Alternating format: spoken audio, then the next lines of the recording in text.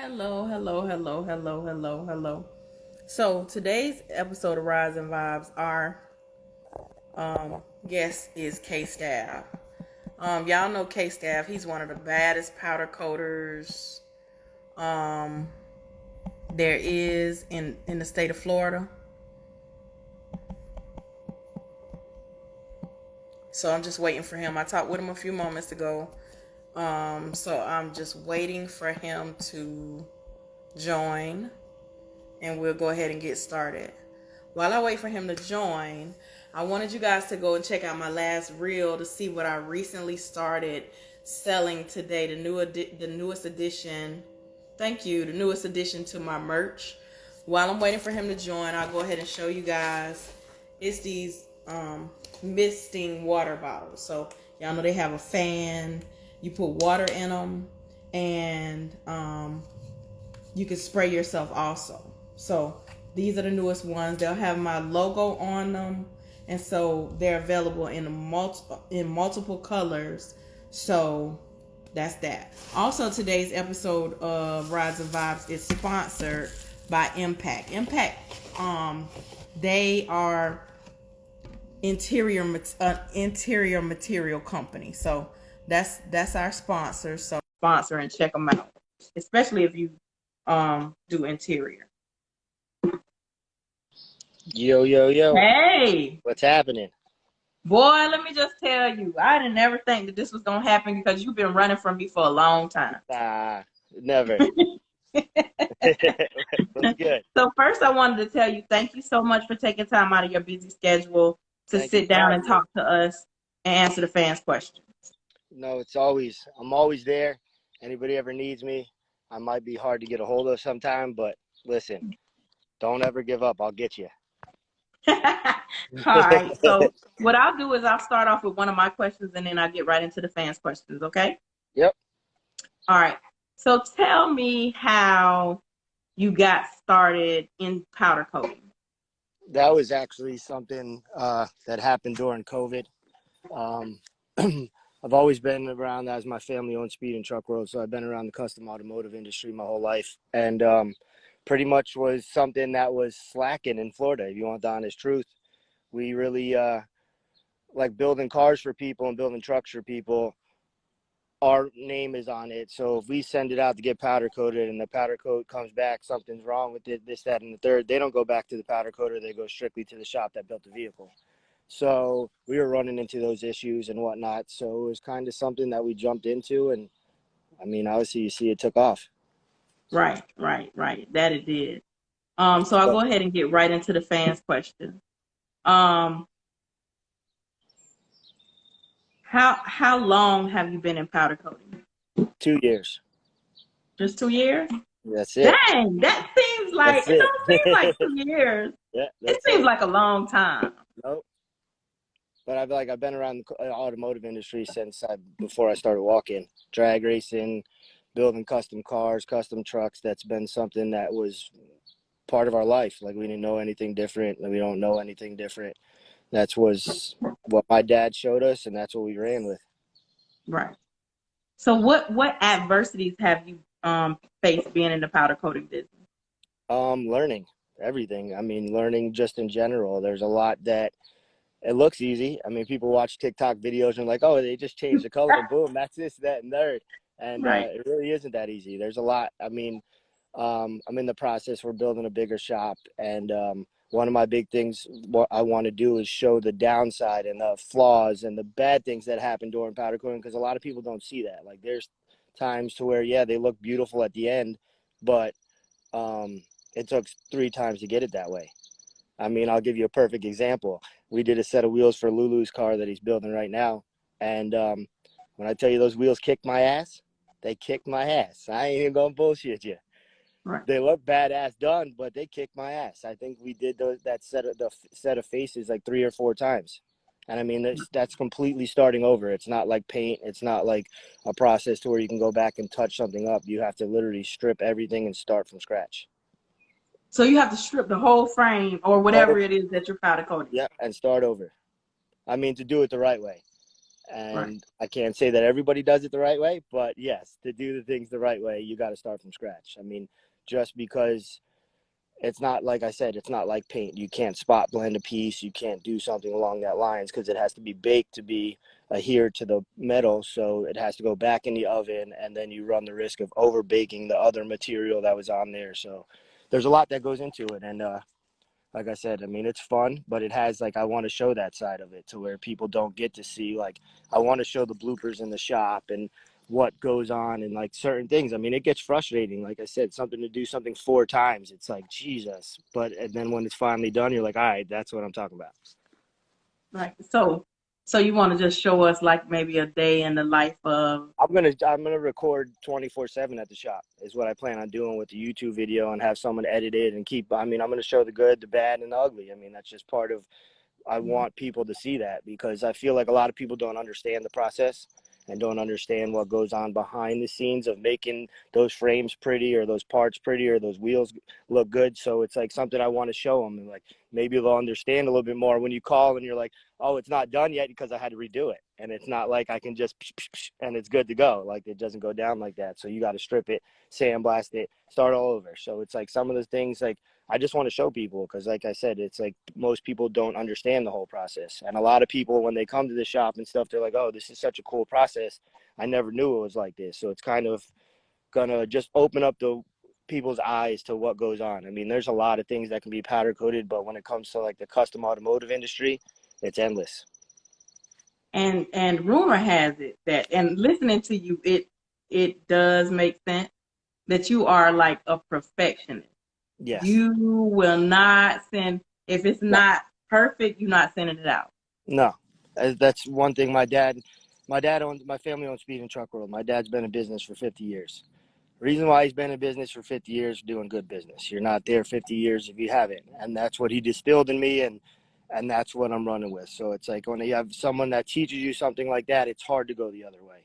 I really I can't. Like it's just certain things, it's like my name's on that. At the end of the day, like that's my face, that's my brand, and I got to stand on it. I can't do that. Like there's no way I can't do that. No way. I don't care. Like it could be minute. You might not even notice it, but I notice it. And if someone catches it, and then I'm gonna feel like an asshole. Like, see, you should have fucking redid that. So speaking of your family owning Speed and Truck World, how did your father or your family feel when you decided you were gonna branch off and do powder coating? I mean, I've always been more of the independent type. I love my family to death. I love my dad to death. I love that industry, but I've always wanted to do my own, leave my own footprint in this world. Like it's not. Um, it was a blessing to be there and the connections I had and everything with that industry. And like, that's what helped me with powder coating because I already knew all these people from these other shops and all these other companies. So it kind of had my foot already in the door. And, and like I said, it's like, I want to leave my footprint when I'm done here. Like I want Kstav to have their own footprint and people remember me for what I did. Right. So it wasn't your father wasn't like, really? Nah, never. I mean, he's always supported us in everything we've done, no matter what it is in life. It just, that's part of the game plan. Like, you can't, if you want to go try something, you got to try it. Like, you never know what's going to happen. Like, if he could have told me, hey, don't do that, and I'm still going to do it. Why? Because I want to try it. Like, that's what's the worst going to happen? Oh, well, you failed, and you learn a lesson, and you come right back. Right. So also rumor has it that you have a car coming. No. Nope. Nope. Nothing. So we ain't gonna touch base. We ain't gonna Nope. touch on that. Nope. Nothing. You started looking around. I was thinking you was looking at a car. Nah, I'm out here. I'm up here in PA on the family farm. So it's peaceful up here. It's a different vibe up here. So yeah, that's why I'm sitting outside because it's beautiful. It's 67 out right now. Right. So what's a day in the life of Kstav like at the doing the powder coating? It depends. It could be a good day or it could be a stressful day. I mean, every day is fun because there's different colors involved. There's different projects you're working on. As people know, we do a lot of the donks. So we do a lot of the top 5 donks, 5 stars that I touch on. So Right. Yeah, and I mean, it's just fun. I mean, every day's a new project, new colors, new different things. And like a cool part is a lot of people come in and they respect my opinion. And like I've had people come in and like just do what you would do. And Right. like to me, that means a lot because that they're putting trust in my hands, but them knowing that I'm going to make sure it's all right, or you're going to get something that nobody else has, or something that nobody else has done, or because I'm always down to try some shit. Like Right. I'm not, if it's outside the box, let's try it. Because normal stuff is boring. Like I've always been that way in life, and I've always wanted to try to branch off and do more or try things. Because like I said, you never fail in life. It's a lesson. You only fail if you look at it that way. So it's like you got to try things. Like you never know like what would happen. Like if you would ask me 3 years ago if I would ever got into powder coating, I probably said no.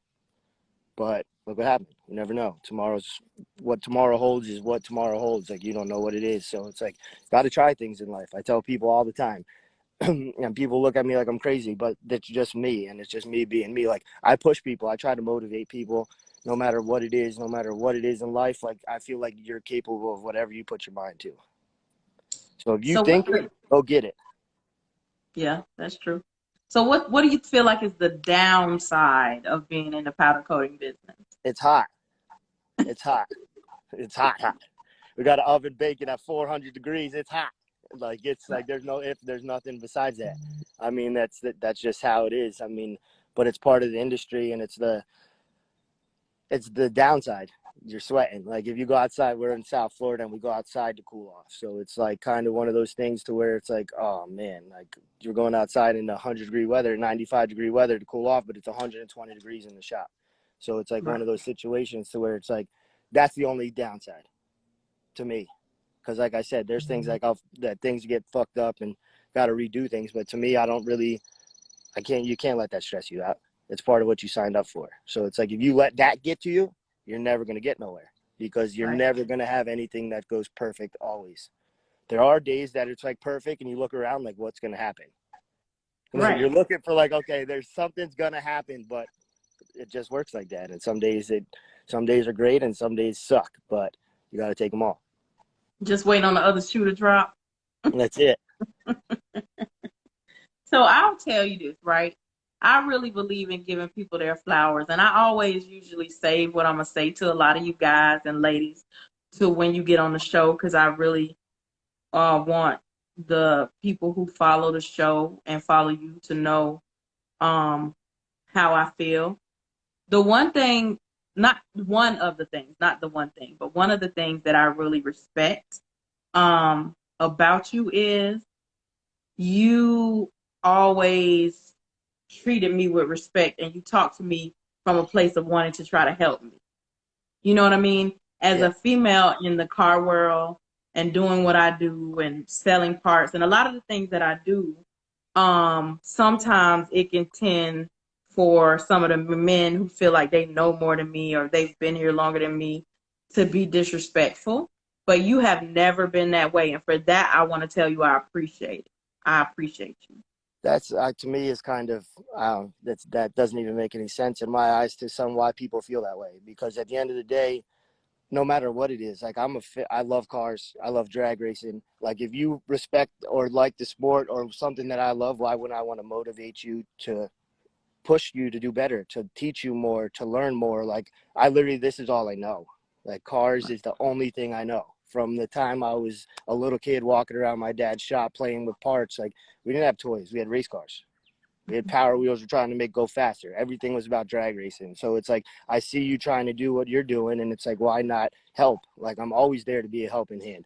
Anybody that knows me, you can it'd be at the racetrack, a phone call, whatever. If there's something that I can do to help you out, I'm always there for it. Right. Um, Not to harp on that subject, but I don't really understand why it is that way. But it's funny that sometimes I kind of feel like as some me and some of the other females in the car world, we just feel like we get used to it. We get used to not being valued in the way that we feel like we should be. But we just have to keep pressing on. And like I said, I want to tell you, I appreciate the fact that you support us and you do what you can to be behind us because I feel like it comes few and far between. and I'll always do that. I'll always be a phone call away, a text away. That's just how I am. That's the person I am. And to me, that is just weird. Like, what are you scared of? Why? Like, because she's trying, you could do the same thing she's doing. It might be intimidation, like, Right. because you have the hustle and drive to do something that they don't. Like, a lot of people that watch other people's moves and what they're doing, they don't realize they can do the same thing. Right. Like, it really takes nothing but a little bit of motivation in yourself and go get it. Like, people look around all day, oh, this person's got that, or she's doing this, or he's doing that. You can be doing all that Right. instead of talking. Like, those times, that's, to me, it's crazy. Like, I just don't. I respect you guys because, like you said, like, there's people that don't think that females should belong in the automotive industry or in the drag racing world, but then you have chicks out here dragging guys' asses on the track. Or you got girls like y'all that's supporting the guys out here doing what they're doing. And it's like, come on, why wouldn't you want them around? Like, that to me is the coolest thing in the world. Like, the culture is only as big as the people that we allow in it. And like, Right. the drag racing family, to me, I've met more friends and family and that turned into family at the racetrack. Right. Some of the people that I've talked to 20 plus years, I met them at the racetrack. Like, Right. you ever think I would have crossed paths with them anywhere else? No, but we have the same love for the same sport. And that's, to me, you can't get any better than that. Like, a lot of people don't understand it, but until you're there and you see it and you experience it and you're in the pits and, like, people don't understand, you can go to the racetrack and you can walk by someone's pit and they're going to give you a hamburger. They're going to give you this. They're going to get past it. Here's this or here's that, or you need this tool or you need this part. We'll take it off our car. Like, we've been there. Like, we've crashed cars and people literally taking parts off their car to give us because we have a race to finish. And, like, where else do you see that? Like, Right. that doesn't happen anywhere else. Like, we might be competitive when we're on the track, but anywhere else on the track, we're hanging So that's a good segue to my next question. What is your absolute favorite part about being in the car culture? out. The people, honestly, because there's so many different kinds of nicks and knacks in the automotive and car culture, like from the donks to the imports to the drag racers to the mud trucks and everything, and everybody has their own outlook. And, like, to see other people's creations and their minds on how they build their cars or how they design this or how they do that is just motivating to me, because I've seen people do a lot with a little, and then I've seen people that spent a whole lot, and it's like, gee, what are you doing? But, like, just to me, it's like everybody has their own style, and to me, they need to let the competition part of it slow down a little and just let everybody enjoy it. Like, it doesn't matter if he has 200,000 in his car and you only have 20. He's doing the same thing you're doing. You're at the same car show, or you're at the same racetrack, or you're both driving down the same highway. Like, it's never, to me, was never about a competition. It's all about enjoying the people that enjoy what you love to do. Well, what's your the part you hate the most about the car culture? Um, I don't, there's not much that I hate. I wish there wouldn't be so much hostility in it. If you want the honest truth, I wish people would understand that, leave the social media part out of it. I mean, because I feel like this gets a little out of control. Like, it turns into a pissing match, and to me, like, who cares? Who, Right. like, honestly, who cares? Like, for what? Like, I'm not gonna get worked up and let someone ruin my day because something they said on Instagram. Like, Right. that's not gonna end up trying to fight someone at the racetrack because of something that was said on Instagram. Like, to me, that's, like, not what this is about, and never what the car culture was about. Like, from the Right. car show aspect to the drag racing aspect, whatever, it's always a group of people enjoying what they love doing. So leave it that way. Yeah, it's the personal part for me too. Like, the thing that's the most scary to me is some of the things that I see, right? So me and you can have this conversation, right? Or not on social media, but we can have this conversation over the phone. And then I go say, well, Kstav said this was a private conversation that we were having not on the internet, and Yeah, now everybody. I'm telling everybody what we talked about. Yeah, to me, that's like, we grew up grudge racing and no time racing. So when I know a secret, I know how to keep a secret. So it's like, when certain things are said, like, there's certain things that don't need to be said. Like, if I have a conversation with you directly, that's a conversation with you directly. There's too much people trying to get airplay over stuff that doesn't even really, to me, matter. Like Right. crazy. Like it's nuts. Like people make this a little bit too personal sometimes. Like I watch some of the lives and it's like, whoa, like why? For what? Right. Like this doesn't even make any sense right now. Like we're just talking racing. People get personal with it and it's like, doesn't need that. Right. All business definitely is not show business. And my grandma, I had to back up a little bit off the lives because my grandma used to tell me, you can't get mad at a clown for being a clown. You got to get mad at yourself for going to the circus. That is the truth. That is that is the truth. But I mean, there's also, you got to look at social media now as such a big platform for Right. advertisement and whatnot. It's kind of like it's part of like everybody's daily routine. Like people buy things off of social media. People post their life stories on social media. People do this. They run businesses off of it. So I mean, it's there, but you got to pick and choose what you share. That's how I look at it. You know, sometimes I feel like certain people should sit back and listen when people say things. Like, like I say, I always say all business ain't show business. Meaning, why are we even talking about this personal stuff on the internet? But it's also, I think I call it like a blessing and a curse, right? The blessing part is, like you said, it's free advertisement. It's you can sell stuff because I'm a product of that. Some people get paid off, it's that's the part. But the curse part is people feel like because you may share things on the internet or because I may share things on the internet that they know you personally and they really can have an input on your life or how you build your car or how you run your business or how you do all these things. That to me is like is the weirdest part though, because I don't show people 99% of the stuff that goes on in my life. Like Right. I show people what I want to show them. So you're basing me or judging me based off a picture or a video. That doesn't make no sense. Why don't Right. you come introduce yourself to me and then get a real judge of character? That's how I look at it. I mean, we're also the older generation to where we didn't grow up with iPhones and stuff like that. So we had to have social, we had to be social. We had to have communication skills. We had to talk to people. There was a different type of vibe. Now everything's through text message or through video chat or whatnot. So it's kind of like you got to, they're trying to dumb down society in my eyes. You know, you're absolutely right. A lot of younger kids don't really have social skills. Don't and not even just younger kids, like people our age Yeah, kind of because are they getting get used away to from it. Like social now, media. like instead of talking in a room to somebody, they'll text them. That to me is weird. Like what? What are you doing right now? You've had that somebody in a room with you and texting you. Yeah. Like why? What are you doing? Just walk 10 feet over here and tell me what you had to tell me. But that's where we're at right now. So if someone wanted to get okay, first let's talk about the things that you can powder coat. What can be powder coated? Anything metal.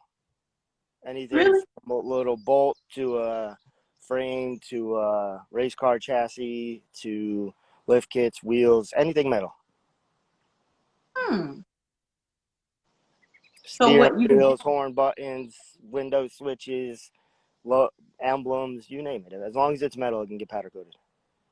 and you can powder coat any color? There's 7,200 colors. Wow. So yeah, What's one thing that you powder coated before and you said I would have never thought about powder coating that and somebody came to um, you and asked you to powder coat it? we actually did some desk legs from a school desk from the 1800s. They're from 1893, I think they were. Uh-huh. Yeah, they were restoring a school desk, and would I ever thought I powder coated anything from the 1800s? No, but it's crazy it's still here. Wow. But I So mean, if somebody off the wall, we've done all types of crazy stuff. I mean, we've done interior artwork. Like we had a guy bring us, I think it was like 10-foot big chain link thing that he made for someone's wall, and we had to powder coat it, and it was it's the main centerpiece when you walk into these people's house. Would I ever thought? And no, I would have never thought that. But it's literally the main piece that when you walk in, and it's like, yeah. So, I mean, it's pretty much endless when it comes to what we can powder coat, what can't be powder coated. Um, and yeah, let me see. I'm trying to think of what else we've done. That's kind of, we've powder coated glass before. You say glass? Yeah, we've done like a high temp glass jar before, just to try it. It actually worked out. It was pretty cool. So, I mean, anything that can withstand a temperature of 350 to 400 degrees can be powder coated. So if someone wanted to get their frame or something powder coated, what's the process of reaching out? How long does it take? Talk to us a little bit about that. Okay, so pretty much normal turnaround time is like 7 to 10 days, as long as it's planned accordingly. We just need the frame stripped down, bare naked, no bushings, no suspension parts or whatnot. And it just doesn't matter the shape, the condition of the frame. They just got to pick a color and let us do what we do. Right. As far as frames, though, we can do, I mean, pretty much everything. I mean, we've done, like on most of the donks that we do, we've done everything from the frame, rear end housings, control arms, A-arms, spindles, radiator supports, inner fender wells, convertible racks, motor parts, you name it. So, I mean, it's pretty much endless, especially with the way they're going right now and like the building the cars of right now. Everything is frame off, everything's touch. So it's pretty much, it's powder coat is designed for longevity, which a lot of people don't know. That's the difference between powder coating and paint. Paint is more of just obviously, you know, a sprayed on process, to where powder coat is baked on. So it is pretty much designed, originally was designed to stop rusting for heavy duty industrial parts and stuff like that, just to give it a better coating and something that'll last longer. And now you have companies like Prismatic that got into all the cool colors of powder coating. So like like I said, they have 7,200 different pigments of powder, and they have a lot of cool ones. Some of them are, people come into the shop and they're like, we have a lot of display bottles and stuff, and people are like, I never knew they made this color or that color. And like the cool things you could do with them, you can make your own colors, you can mix colors. There's a lot of things that go into powder coating that, like I said, that's why I wanted to do like the whole daily videos and stuff like that, because there's a lot that go into it that people don't see. So, I mean, it's, to me, a fun process. Like I said, it has ups and downs sometimes, but it is a fun process in general because of what it entails. Like, it starts off as a powder. It's a bag of powder, and by the time it's done, it is baked on. It is hard as a rock. So you just get a little bitty bag of powder like this, and you doing a whole frame of a car. Well, a frame of a car requires like 3.5 to 4 pounds of powder, but yeah, it starts off as just a bag of powder. Like, That's so amazing. I really can't wait until you start doing the YouTube thing. yeah, Because it's I gonna be would fun. love.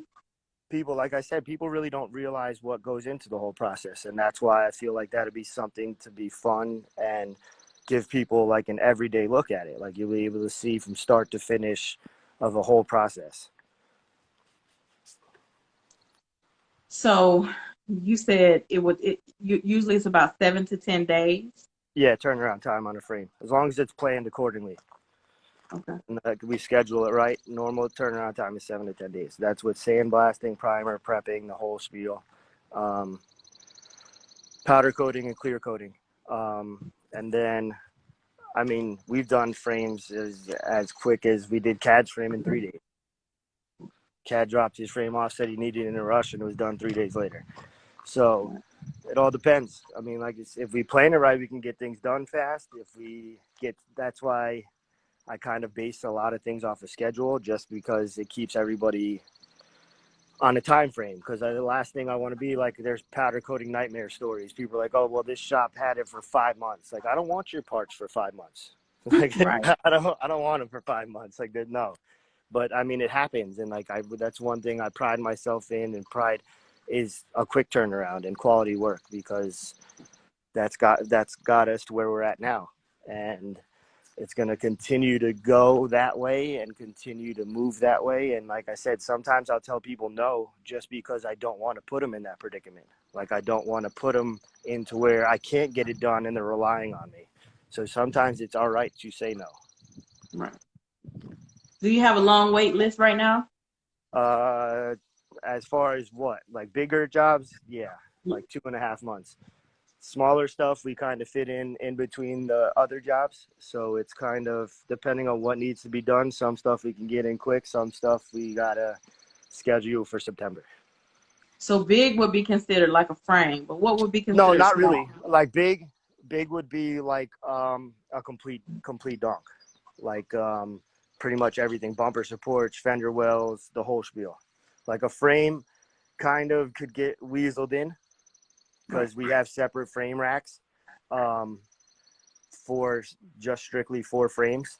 So we kind of, I don't know, you'd have to, next time you're down, you'd have to come by and check it out, because like the way it's set up a lot different than a normal powder coating shop. It's bigger than a lot of powder coating shops. So it's like little parts, spindles or A-arms or control arms or stuff along that line. Normally get those done in like 2 to 3 days. Wait, did I just get an invite to come by the shop? Yeah. Listen, let me just tell you now, don't be looking crazy, because I'm all about that. I want to come, walk through, go in everywhere, see everything. I might need to try and see if I can be a powder coater. I might need, can I get You could try. what is called, can I audition to possibly become a powder coater? Listen, you got to try it. You might like it. So, as far as the powder coating business, you said that the reason that you got into the business was because there was a need down your way. A major need, like a major, when I talk about it in a major way, a lot of the, all right, so you have a lot of powder coaters that are industrial shops that do more of like the fences and like the bigger stuff along those lines.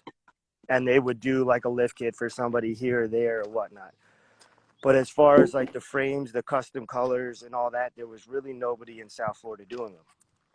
So it was kind of like one of those things to where I was looking into it and looking at it, and it was like, wow, okay. And then I made a couple phone calls to a couple of people that I know with different shops, and everybody's like, yeah, we need someone bad. We need someone bad. So it was kind of just like I don't know, it just kind of worked out. Like, it was one of those situations that just went during COVID and just took off. You know, I tell people a lot of times there were a lot of great businesses created and came about during COVID, right? Well, I mean, you had to look at life in a different way. Remember, everybody's stuck inside. Everybody's thinking of other things, like certain things were shut down. You've seen like the restaurant industry took a major hit. Like, there's certain things that didn't suffer as bad as other situations, like barber shops and whatnot, and things along those lines. And my dad was open the whole time. My dad's shop was open the whole time. Like, he didn't close one time. His automotive shop, and they allowed him to stay open and whatnot. And I mean, it's just, you look at the automotive industry and it's never going to go anywhere. Custom automotive industry is never going to go anywhere, no matter what. Even if cars are flying one day, I'm not going to want to drive the same flying car as you do. I want my stuff to look a little different. So the custom automotive industry is always going to be there. So it's like, So you just think you're finding gonna be out ways. here powder coating frames on flying cars? Maybe one day, if I make it that long. What's a piece of advice? Oh, no, let me back up. In reference to being on the race side, let's talk a little bit about that. You said your family has been in the automotive industry, in the race world for, since before you were born. Why didn't you maybe do something on the race side? I mean, I understand the powder coating does have a hand in the cars, but why didn't you choose to do something on like the race side? I'm going to give, honestly, I'm a bigger fan of drag racing than I am to ever take part in the sport. Like, I never care to go fast, believe it or not. I don't care to go fast. Really? Never not. That's my little brother's job. He's the driver. I like the other aspect of it. Like I've always been into the fine details of things, like tuning and suspension and all that stuff. Like to me, I've always been, like you said, a perfectionist. So like to me, like those little things make the biggest difference. So it's like learning those things and being around some of the people I got to be around in the drag racing world. It just like to me, every time you go to the track, you learn something new. Right. Like technology is always changing. There's new parts coming out. There's new things coming out. We went from a big tire and wheelie bars. Now you're on this little 275 tire. Suspension changes, weight changes, everything changes. So it's always a constantly learning, keeps you on your toes, and just a fun sport in general. Like where else can you go and see two people? I'm not giving out times or nothing, but two people going fast down the track, and then at the end of the track to get out the car and give each other a hug. Right. Like me, that's the fun part about it, and being the spectator and enjoying everybody and having fun. Like that's why I love drag racing. Right. So yeah, you'll What is never a see me piece go fast. you I can't believe that. You don't Never, seem like that never. type. You seem like a go fast type dude. Nope. I don't care to go fast. I Not me. can't believe that. You wait, I see you next time. I'm gonna talk cold cash smack about that. All right. So, what's a piece of advice you would give to somebody that's looking to get into the powder coating business? Go for it. Go for it. Learn the struggles. It's okay to fuck shit up. Because you can redo it at the end of the day. That's how I look at it. If I fuck this up, I'll redo it. It is what it is. Like, it's not the end of the world. And the market is huge. If I had to tell anybody about an industry that is crazy big that I didn't really know until I got into it, you think about it, like dumpsters are powder coated, fences are powder coated, suspensions are powder coated, car parts are powder coated. It's endless. Bathroom parts, hospital parts, all types of things. Like, so the market is endless. And like my Really? dad always told me, if you get into something, make sure there's longevity in it. Right. And like you look at the longevity in powder coating, there's like, I never realized all the stuff that's powder coated until I got into it. It seems like it would be extremely expensive to start off doing, though. Not really. I mean, it all depends on what you're trying to do. Like if you jump into it and try to do frames off the rip and all that craziness, yeah, you're going to spend some money because you need a big oven and you need all that. But you can, they sell kits and like small ovens. You can start powder coating like small parts, like probably for a couple $1,000s. You can get a little oven, a little gun. The powder in general is cheap. Like a pound of powder, depending on the color and whatnot, it's probably anywhere from like 12 to, I think the most expensive one is like $50 a pound. So it's not really the material cost. It's more of the process of putting it on and having the right equipment to do the jobs you're trying to do. Right. But It yeah, seems like I might need to start me a powder coat business. it's fun. I mean, I tell people all the time, like if you have the drive to want to do something, like the market is endless. Like it is literally endless. Like people, there's always going to be, it could be little screws for a cabinet shop that they just want to color match the screws to the actual cabinets. Like there's so much. Like it's literally endless. Like there's handrails, bicycle parts, bicycle frames, like there's so much stuff that is powder coated. Right. What's a one thing that you wish you had known before you got started being in powder coating that you have since learned in your 2 years? I didn't realize how hot it was going to be. No lie. No lie.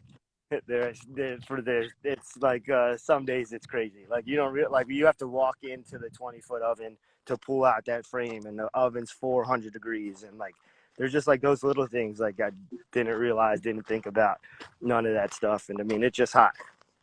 Other than that, it's fun. Right. Yeah, it's hot.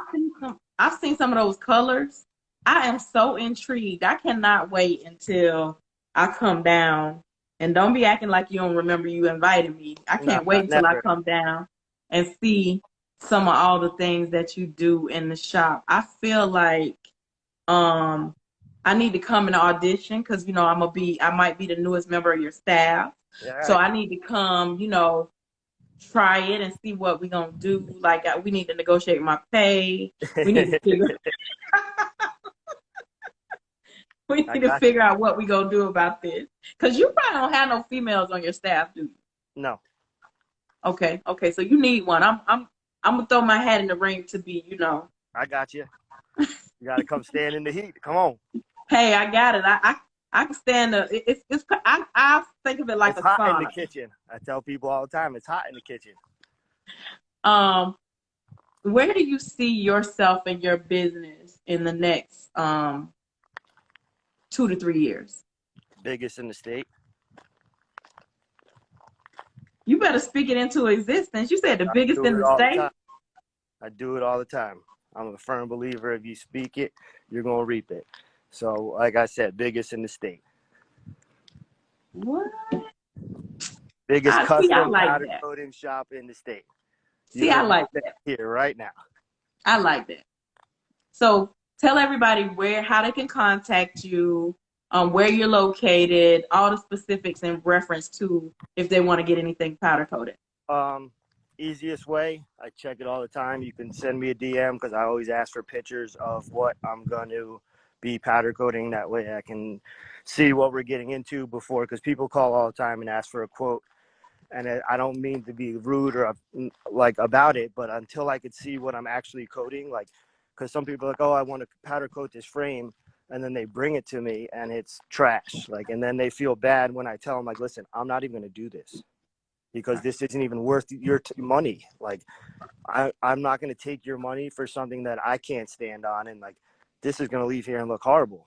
Like, you're better Right. off just buying a new frame. So I always tell people, easiest way is to just DM me, send me pictures of what you want to get done. I will gladly send you color samples of what you're looking for. I'll give you websites where you can look at colors. And that way we're on the same page from go. Because Okay. like, I hate to be that person. Like I said, I've had people bring parts before and I'm like, I got to tell them that I'm not going to do this right now. And then they feel then like, oh, he's all this. And like, he said he's not doing it. Like, we could have eliminated this whole thing from go with a picture. Right. Because it shows so much, like certain things like aren't worth it. And I'm not that type of person either. Like, I'm not just going to take your money and give you back a shitty product, because I don't believe in that. Right. Because the next thing that leads to is someone's like, oh, why the fuck did he even do this? Sorry, excuse my language. And Yeah. then it gives you a bad name. Oh, he Right. just took your money and gave you a shit job. But no, I don't get down like that. Right. Not gonna happen. So that's the part, and then where you located and all the other South specifics. Florida, in Boynton Beach, not far off of 95. Down at the bottom of the map, I know we're down there, but we do offer shipping. As far as small parts, if you want to send us a frame, we've had frames brought to us from Georgia, Carolina. People are like, there's powder coating shops up here, but nobody does what you guys do. I appreciate everybody that even thinks about coming this way. Like, people don't understand. Like, it is greatly appreciated. It, like, I wouldn't be nowhere I was without anybody. Like, every one of my customers, big or small, means something to me. Like, it's not a team for no reason. Everybody is part of the team. You come here, you're leaving here as part of the team. Like, it takes a team to win, and I'm a firm believer in that. Also, do you have if they want to follow you to follow the powder coating, do they follow this page or do they No, follow another page? the 5-Star Powder Coating LLC Okay. on in. All right. So And guys, no Facebook is there page. anything else you want us to know, Chris? Um, Not really. I appreciate you having me. I appreciate you giving me the time to be on here. It's always good to chop it up with you. And then hopefully soon we'll be back at the track. Yeah. We have my little brother has a mean 484 car coming. So we'll be back small tire racing here shortly. You can follow my photography page because I have a love for photography. And that's Kstav Angles. And other than that, I hope you all have a great night. Chris, we appreciate you taking time out. You're on vacation now, so really Yeah, you ain't busy, but we yeah, appreciate you taking time out of your vacation. yeah. Oh, that's beautiful. That is beautiful. It's a different We vibe out here appreciate in the country. you taking time off your vacation to sit And down and talk with us or to answer all our questions. We really appreciate you. And yeah, I cannot wait for you to touch some parts of my car, I anything, got you. something. No, it's Thank only a you for phone call away anytime. right. I appreciate it. Thank you so much No for problem. joining us today. And you. Good night, KP. All right, have a good one. You. So, guys, if y'all missed any of today's episode of Rides and Vibes, we had Kstav as our he's one of the biggest powder coaters in the world. We had him as our guest. If you missed any of today's episode of Rides and Vibes, it'll be uploaded to YouTube in about the next 30-45 minutes, so you can go check it out. Also, go to my in my bio. You can view the YouTube page, subscribe, catch up on any of the past episodes. I wanted to let you guys know that I really appreciate you continuing to join and follow and view. It's been close to 3 years now that we've been doing the show, and I just want you guys to know I couldn't do it without you. So thank you for tuning into today's episode of Rides and Vibes. Thank you so much, and I'll see you guys next Tuesday at 8 p.m. Eastern.